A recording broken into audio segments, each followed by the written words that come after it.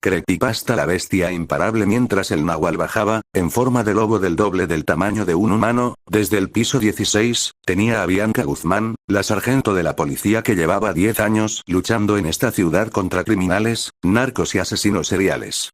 Pero esta noche, para la agente Guzmán, era algo salido de los cómics que leía su hermanito menor, Danny, con los que le regalaba su novio, del cómic del hombre demonio, Goliath, un semidemonio ambientado en 1945 que luchaba contra brujos como Rasputin y robots nazis. Las mismas historias que para ella le parecían una tontería, algo infantil o incluso tierno, más cuando su novio y su hermanito menor le contaban cómo Goliath, usando la espada de Azrael, luchaba contra dioses paganos como Zeus o Thor. Pero esta noche parecía algo salido de esos mismos cómics. Tener ante sus ojos como los robots esféricos de Yumi seguían atacando al unísono, disparando miles de voltios al cuerpo de Libunche, el cual rugía de furia mientras era alejado poco a poco por Omega y Yumi, fue impactante. Yumi, con voz firme, miraba fijamente al nahual en su forma de lobo. Aunque no lo dijera en palabras, la cazadora despreciaba tener cerca a un agente de la ASH.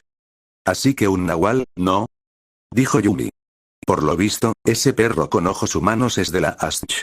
En serio, demonio, te puedo creer que estés trabajando con una agente de la policía. Ellos, aunque mayormente en tu ciudad y tu país son corruptos, pero un agente de la ASH, que son un problema, son el contrario de mi agencia. Oye, hablando de sujetos problemáticos, ¿dónde está tu amigo ese hechicero, el que fuma como chimenea? Que yo sepa, contra Dorian él te ayudo, ¿no?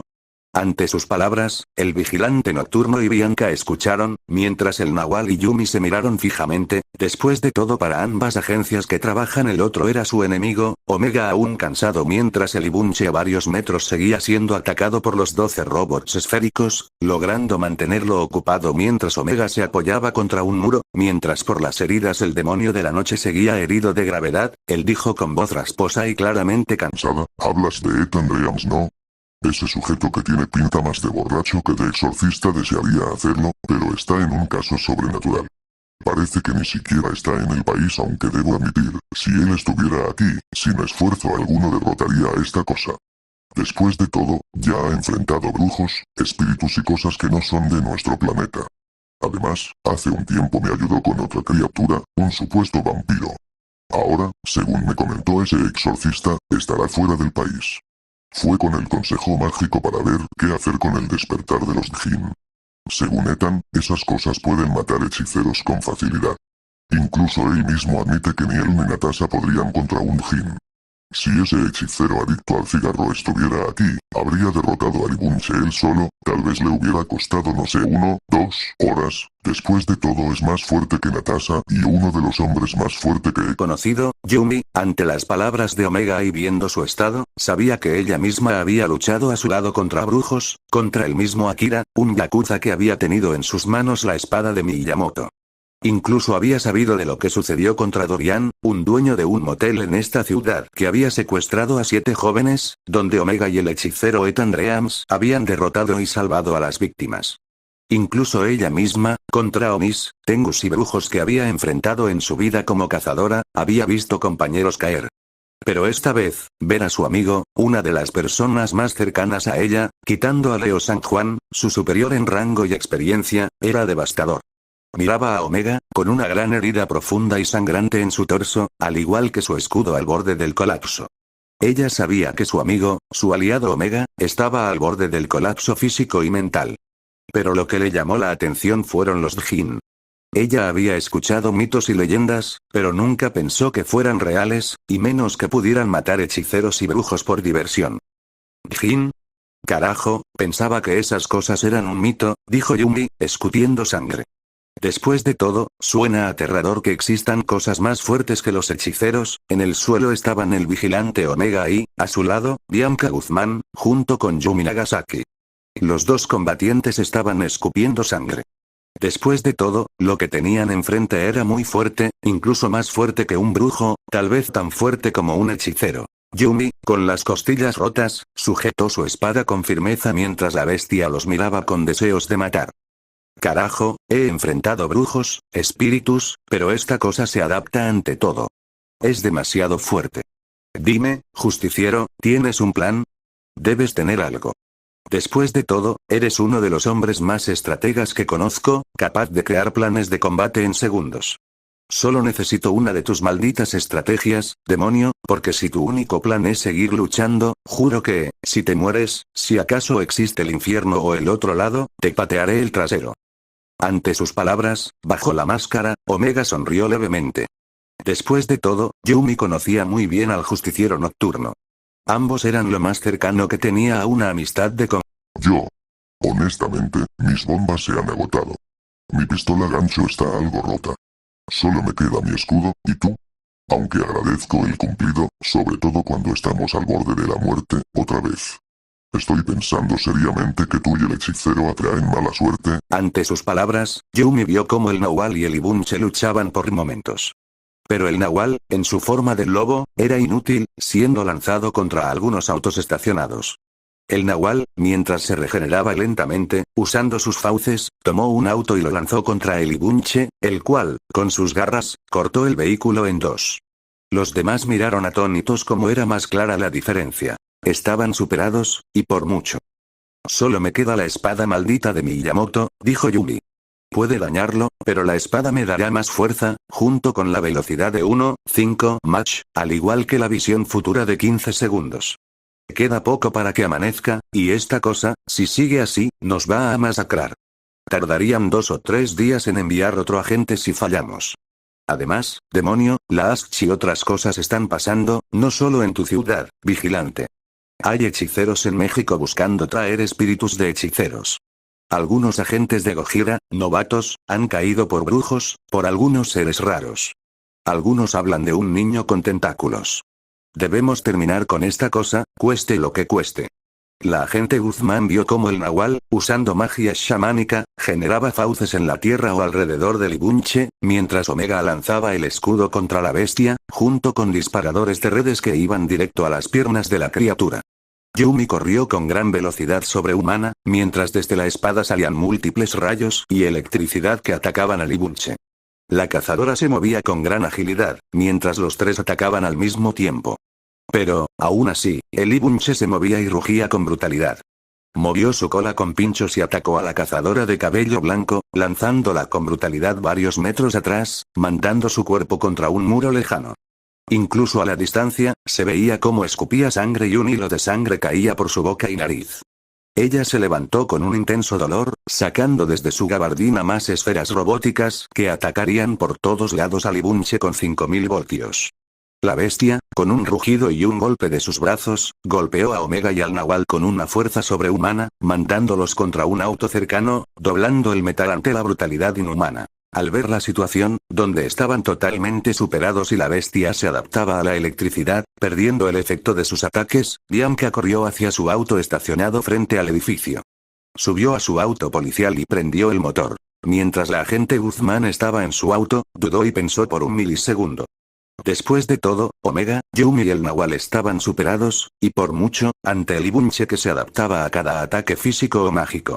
Pensó por un segundo y dijo para sí misma. Esa cosa es imparable, es invencible, yo, podía huir y sacar a mi hermano y escapar, pero ella, con la respiración agitada, su ropa de policía, su chaleco antibalas y la chaqueta verde oscuro que usaba encima, dirigió su mirada hacia su celular. Vio varios mensajes de su novio. Aún con rabia por los celos de Enderyu, dudó. Pero sabía que la criatura podía matarla.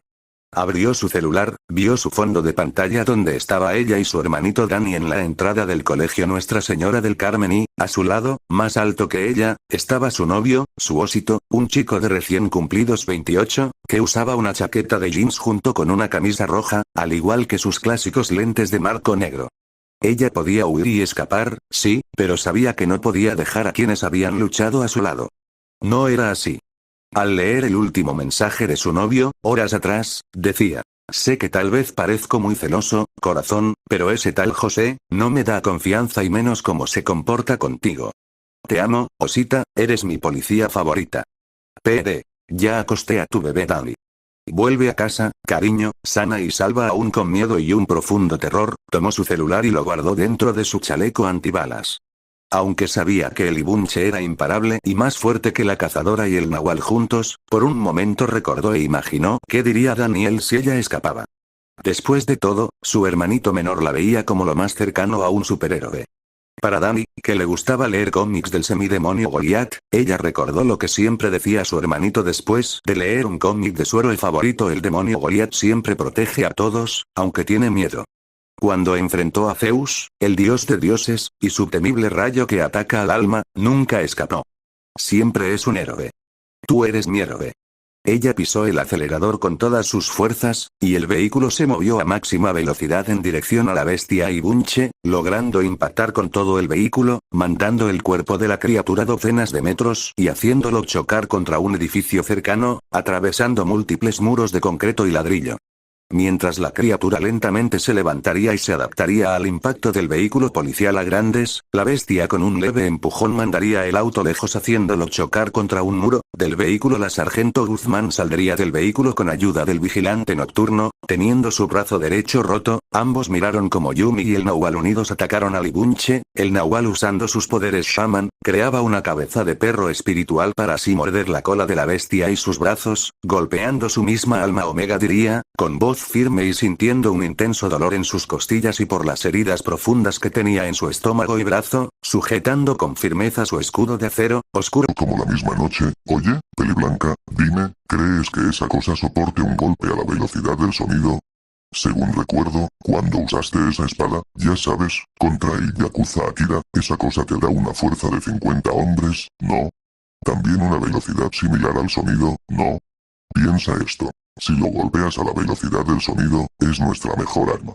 Porque a mí solo me queda mi escudo de acero, y mis bombas de un solo lo ponen más agresivo. Ya he visto su fuerza, y se ha aumentado, de momentos. Tú y esa espada maldita con el espíritu de Miyamoto es nuestra única esperanza. Después de todo, esa posee el alma de un espíritu, ambos lo... Ante sus palabras, Yumi sacó de su espalda la espada de Miyamoto. Al mirarlo, aunque fuera por un milisegundo, el justiciero vio con nostalgia y cierto temor la espada maldita. Después de todo, Yumi y él conocían el poder que tenía esa arma, que podía dañar y golpear seres espirituales. Tras un intenso combate, donde el Nahual, en su forma de lobo, usando magia para crear 3 copias espirituales, atacaba a Libunche por todos lados, la criatura, aunque parecía primitiva en comportamiento, podía ver a los espíritus y tocarlos con sus garras y golpes. Mientras, Yumi, usando la espada de Miyamoto, corría más rápido que el sonido, sosteniendo la espada maldita. Por momentos, la cazadora, con la katana, lograba atacar el brazo de la bestia, la cual sentía cada herida, como cada corte de la espada maldita generaba un intenso dolor y un daño distinto. Aunque el Ibunche era más fuerte, sí, la cazadora ya tenía experiencia contra seres más fuertes que ella. Y ahora más, usando la visión futura que le daba el don de ver el futuro 15 segundos, lograba esquivar, aunque aún así le costaba seguir el ritmo del Ibunche, el cual soltó un fuerte rugido, logrando alejar al Nahual y a la cazadora varios metros. Después de todo, se estaba adaptando al combate y a los ataques físicos y mágicos. Sus cuernos negros brillaron con un tono rojo. Todos los presentes lo sabían. Se había hecho más fuerte que antes. Si de por sí el Nahual y Omega eran nada ante la criatura, ahora incluso Yumi, con la espada maldita, no era un rival. La bestia corrió hacia la cazadora con una velocidad increíble, pero, en un milagro casi divino, desde un compartimento del cinturón táctico de Omega, sacó una varita de madera y hueso. La varita de Melin. Desde la punta salió una ventisca de vientos de 500 kilómetros por hora, logrando mover y empujar a la criatura contra un auto y, al mismo tiempo, mandándola contra el muro de un edificio industrial cercano. Yumi, ¿estás bien? Preguntó Omega. Y si no, no preguntes. Esta cosa la tenía Dorian, el loco que obtuvo un anillo maldito de Crowley. Esta varita la tenía él, se la quité tras matar celebrar a 2 agentes de la agencia de Ojira. Y sí, practiqué un tiempo con la varita, entrené desde febrero hasta inicios de abril. Sé que es poco, pero ya en el pasado he tenido experiencia con objetos mágicos. En 2024 usé una varita cuando ayudé a una hechicera gitana para salvar a la hermana menor de mi mejor amiga. Y sí, esta cosa, no pensaba usarla. Después de todo, según Ethan, solo debo usarla en emergencias, y mi emergencia es proteger a mi peliblanca favorita. Todos los presentes vieron como la varita emitía un aura de fuego. Para detenerla es necesario un hechicero o más de 5 agentes de la agencia de rango élite como yo. Por desgracia, un novato como Diego Salazar no está en la ciudad, tampoco hay más refuerzos cercanos.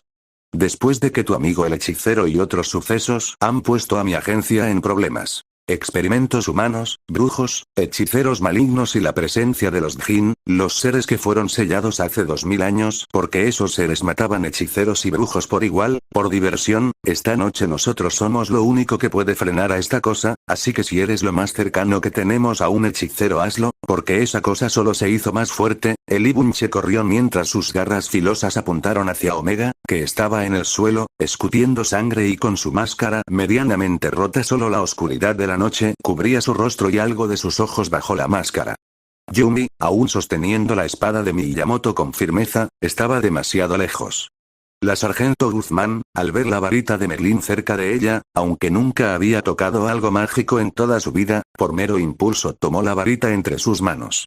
Sintió como la magia nacida de Grimorios envolvía el arma mágica con una gran fuente de poder absoluto. Al ver cómo el Ibunche rugía hacia Omega, que estaba contra el muro de un edificio cercano, Bianca apuntó hacia la bestia. Como si con solo el deseo de proteger, salió un disparo de electricidad con miles de voltios, un ataque tan fuerte que empujó y mandó al Ibunche contra un auto, haciendo explotar el vehículo. Entre el humo y el fuego, se veía la silueta de la bestia, sus cuernos brillando con intensidad. La varita, a diferencia de con Omega, respondía a su furia y venganza. Aunque él fuera lo más cercano que tenía esta ciudad a un héroe, su corazón y su alma eran venganza y mucha furia contenida en cada golpe. Con Bianca, la varita respondía a su corazón y ese deseo tan profundo y puro en su ser. La varita respondía al amor. Yumi y Bianca, ambas aún heridas y con heridas profundas, tomaron a Omega y lo alejaron varios metros, llevándolo hacia el auto policial de Bianca, apoyando su cuerpo cansado y al borde del colapso. Omega, aún agotado, con heridas profundas, tomó la varita mientras Yumi usaba una jeringa con adrenalina para ayudar a Bianca a seguir luchando. Omega caminó hacia el Ibunche, al compás que el nahual, en su forma de lobo. Ambos cargaron hacia la criatura de cuernos, la cual, al verlos, rugía con furia y deseos de matar. Omega sostuvo la varita en su brazo. Aunque la varita de hueso temblaba ante su mano y la pérdida de sangre, él, al igual que el agente José, ambos miraron hacia la bestia. El lobo aulló y grunó. Omega gritó con un alarido primitivo, de furia y venganza pura. La varita vibró ante sus emociones y la venganza. Para Bianca y Yumi, ambas miraron en la distancia como, en la noche, la lluvia y un trueno, seguido por un rayo que cayó a lo lejos, iluminaron la noche por meros segundos. Ante sus ojos, Omega no era un hombre, sino un demonio que miraba al Ibunche. La bestia no dudaba, y el demonio y el lobo, menos. Ambos atacaron al unísono. El lobo, usando sus patas, se impulsó para atacar el brazo del Ibunche, seguido por usar magia chamánica y crear dos copias espirituales para atacar los otros brazos. La bestia atacó con sus fauces y su cola, pero antes de que pudiera hacer algo, Omega atacó con una ventisca intensa y brutal. Mientras movía la varita en su mano, más fuerte, como si fuera un pincel, movía el viento con intensidad, cortando y moviendo el mismo aire para generar cortes y ventiscas en el cuerpo de la bestia. La bestia rugía de dolor, pero movió su cola con una velocidad inhumana hacia el demonio. Yumi, viendo eso, corrió y, usando todas sus fuerzas, movió su espada maldita y desvió el ataque. Así, Omega y Yumi atacaron al mismo tiempo, como dos guerreros que habían luchado juntos, siendo un dúo magnífico entre defensa por parte de Yumi y ataque por parte de Omega, y al revés igual, pero ambos serían golpeados por la cola de la bestia, con una fuerza sobrehumana, siendo mandados contra un edificio cercano, siendo protegidos por armas místicas que ambos usaban. Omega aún con su máscara rota, el canalizo en la varita de Merlín, aunque él no era un mago como el sabio Merlín, la varita disparado una fuerte ventisca seguido por una llama de fuego, atacando y alejando a la bestia, mándala contra un edificio, con una fuerza brutal para hacerlo atravesar múltiples muros, aunque eso les dio un respiro a los guerreros, es la única forma, esto es nuestra mayor esperanza, escuchen, ninguno de nosotros debe intervenir, debemos darle su propio tiempo, dijo Yumi. Escutiendo sangre y con huesos rotos, Yumi sacó, desde su gabardina, un collar de perlas rojas como la sangre, el cual tenía símbolos y tecnología. Al ver cómo Omega era lanzado docenas de metros, chocando contra muros de concreto con tal fuerza que rompía sus huesos, haciéndolo gritar de dolor, la agente de Gojira lo sabía. Era la única forma. Si no, esta noche vería morir a un amigo. Aunque sabía lo peligroso que era, dijo con voz firme y de autoridad, tratando de ocultar el miedo a perder a alguien tan cercano, que golpeaba su corazón y alma con fuerza. Yo, Yumi Nagasaki, agente de Gojira, clase SS, código 2528 alfa, para que el arma demonio rojo sea liberado, clasificación de amenaza no humana nivel 5, ante sus palabras, el collar soltó un sonido metálico mientras cada perla abría un sello, uno tras otro, de las 9 perlas, sellos mágicos dados por el Consejo Mágico. Desde esas perlas rojas salió un humo rojo, del cual, poco a poco, se formó una figura humanoide. El Oni, un ser de 2,5 metros de piel roja, con 2 cuernos largos que salían desde su frente, cubierto por una larga cabellera negra frondosa. El Oni, vestido con una túnica samurái, invocó una espada, una katana envuelta en llamas. Esa es nuestra mejor arma, justiciero, dijo Yumi. Es un Oni que solo puede ser usado por 5 a 8 minutos, solamente puede ser invocado por alguien con un rango superior y de élite, amigo mío. Para tu suerte, el Oni puede derrotarlo. Después de todo, este Oni, que en mi nación, Japón, son seres místicos, almas de múltiples personas que se unen por un sentimiento en común, es capaz de enfrentar brujos, espíritus y espíritus malditos. Confía en él. Es fuerte, muy fuerte, confía en su fuerza, porque es nuestra única esperanza, Omega, agotado y cansado, al igual que la agente Bianca, junto al Nahual, que, al igual los demás estaba demasiado herido y su cuerpo se curaba lentamente, los tres veían cómo el Oni caminaba a paso lento y firme, mientras el Ibunche rugía con gran furia y rabia. Ambas bestias mágicas se miraron fijamente por varios segundos, que parecían una eternidad. En menos de un pestañeo, ambos seres corrieron hacia el otro a una velocidad superior al sonido. El Oni lanzó un poderoso puñetazo al rostro del Ibunche, el cual, por primera vez, soltó un rugido no de furia, sino de dolor. Pero, aún así, la criatura, nacida de magia oscura, le dio un poderoso puñetazo al estómago del Oni, junto con enterrar sus garras. El demonio rojo sonrió con diversión. Ambas bestias rugieron al unísono con una fuerza tal que podía explotar tímpanos, el Ibunche se notaba herido más que antes. Su cuerpo aún tenía una gran herida por la espada de fuego del Oni, al igual que heridas por las mordidas y el fuego mágico que había quemado su piel. El Ibunche atacó con brutalidad inhumana mientras sus cuernos giraban. Se hacía más fuerte y se adaptaba a los ataques mágicos del Oni, del yokai japonés. Usando su cola, se impulsó hacia el Oni para darle un fuerte puñetazo con sus garras, atravesando su torso, para luego darle un ataque de cola con una fuerza inhumana. Aún así, el Oni, aún con grandes heridas, ambos se miraron fijamente. El yokai corrió con todas sus fuerzas y le dio un poderoso puñetazo al rostro, con sus manos envueltas en fuego mágico, para golpear con cada impacto más y más. Sin saberlo, el Ibunche, con cada impacto, sus cuernos irían brillando más y más rápido, hasta que, finalmente, el Ibunche caminó hacia el Oni para, usando todas sus fuerzas, darle una embestida a plena máquina, usando sus propios cuernos para atravesar su cuerpo. Finalmente, tras un brutal combate, el Oni desapareció en humo, mientras el Ibunche rugía con un sonido de victoria, un rugido entre simio, bestia, hombre y lobo. Los 4 presentes miraron, aterrados y atónitos, cómo esa cosa seguía de pie. Pero Yumi y Bianca lo habían notado. La bestia estaba cansada, y sus heridas aún no se curaban. Bianca, aún aterrada, al igual que Omega, se miraron fijamente. Sin decir ninguna palabra, sabían que esta era su última oportunidad contra esa cosa. Aunque era un ser sobrehumano, estaba cansada y aún tenía heridas sin curar. Yumi sostuvo con firmeza su espada maldita, mientras Omega sujetó su escudo de acero con firmeza. Bianca, aún con su hombro herido y su brazo derecho roto, sujetó con todas las fuerzas que tenía la espada eléctrica de Yumi. Tras un largo combate, donde Omega lanzaba su escudo a 120 km por hora a los ojos de la criatura, Yumi y Bianca cortaban y atacaban a la bestia. Aunque solo la espada maldita podía cortar su carne mágica, Bianca atacaba a las heridas visibles. Por largos minutos, los tres luchaban al unísono, mientras Yumi se movía más rápido que el sonido y, con la visión futura, guiaba el ataque, al igual que Omega, el cual, en cuestión de segundos, creaba estrategias de combate perfectas. El Nahual desde lejos, creaba fauces de gran tamaño para así morder y sujetar los brazos de la bestia, limitando sus brazos y su cola, mientras los demás daban todo, aunque eran superados en fuerza y velocidad, el estado en que estaba la criatura les daba, por momentos, una breve ventaja. Después de todo, aún tenía muchas heridas causadas por magia. Aunque su adaptación lo volvía más fuerte y resistente ante ataques, la bestia ya había superado su límite conocido. Finalmente, Yumi y Omega, junto al Nahual, ambos cayeron al suelo. Bianca cayó al suelo, herida y escupiendo sangre. Después de todo, aunque era una policía con gran entrenamiento contra criminales, su cuerpo ya había colapsado.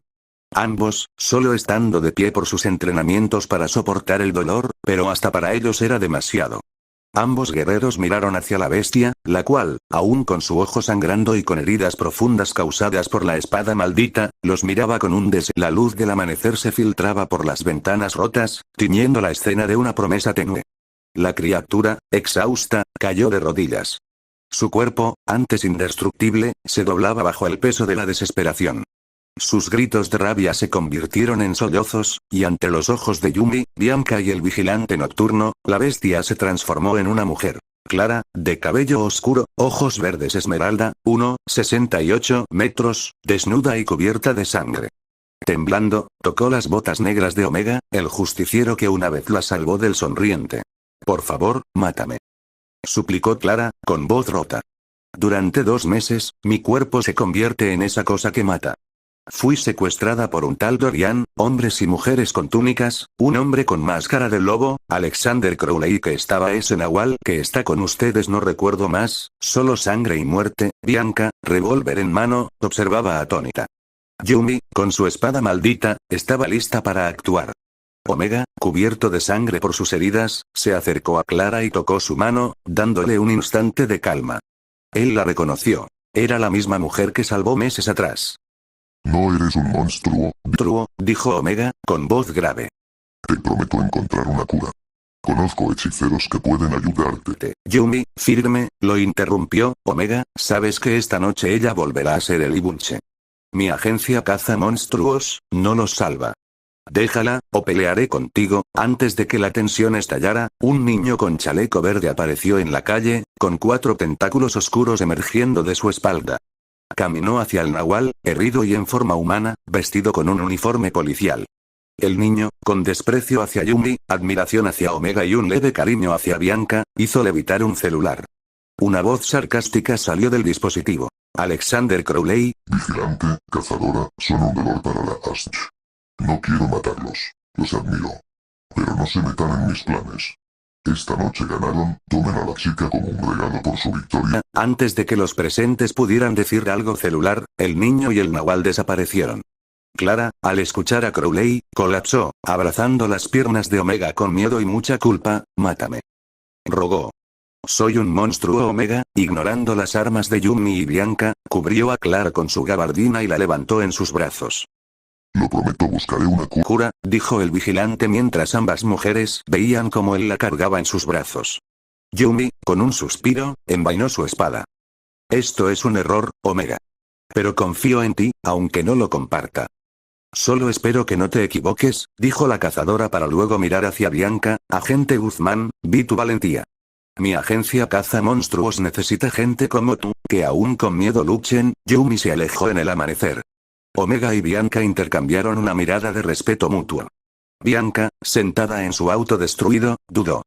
Podía arrestar a Omega, herido y vulnerable, pero no lo hizo.